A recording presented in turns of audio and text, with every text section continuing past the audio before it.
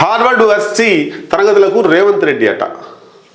ఇక్కడ ఉన్నాడు, చూపిస్తా మీకు. చిన్న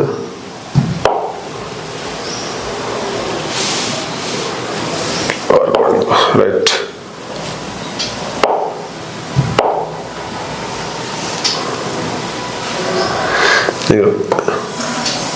రేవంత్ రెడ్డి మంచి డ్రెస్ కథా కార్ఖానా వేసుకొని స్టూడెంట్ లాగా మారిండు. మరి ఎందుకు, ఏం చదువుకోవడానికి వేయండు? దావోస్ వేయండు, పెట్టుబడులకు సంబంధించి జరిపిండు. ఒక్కరోజు కనబడలేదు రేవంత్ రెడ్డి, తన అనుచరులు ఎవరు కూడా కనబడలేదు. ఎక్కడికి వేయండు, ఏం చేస్తుండ అనేటువంటిది కొన్ని మీడియాలలో, సోషల్ మీడియాలో వచ్చింది.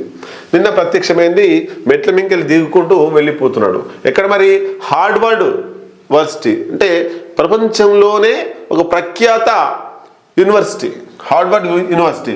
దానికి సంబంధించి అమెరికాలో ప్రఖ్యాత హార్వర్డ్ యూనివర్సిటీలో Kennedy school of government Cambridge మసాచ్యూసెట్స్లో ఆదివారం మధ్యాహ్నం నుంచి ప్రారంభమైన నాయకత్వం అంటే 21వ శతాబ్దం అనే కోర్సు తరగతులకు ముఖ్యమంత్రి రేవంత్ రెడ్డి హాజరయ్యారు.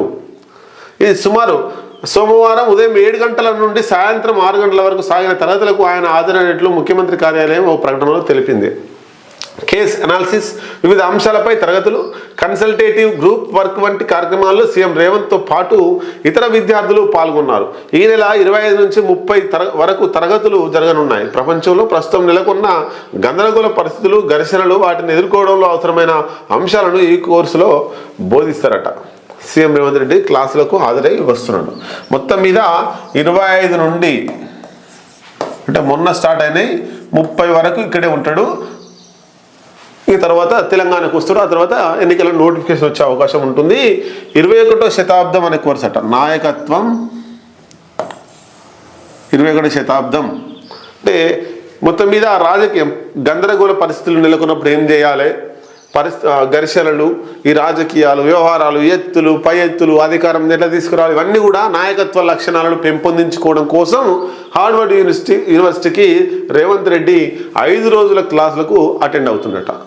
నిన్న అటెండ్ అయ్యిండు కాలేదు తెలియదు, మొన్న అటెండ్ అయ్యిండు. ఇట్లా మొన్న అటెండ్ అయ్యిండు కానీ ఎవరికి చెప్పలే, నిన్న వచ్చింది బయటికి.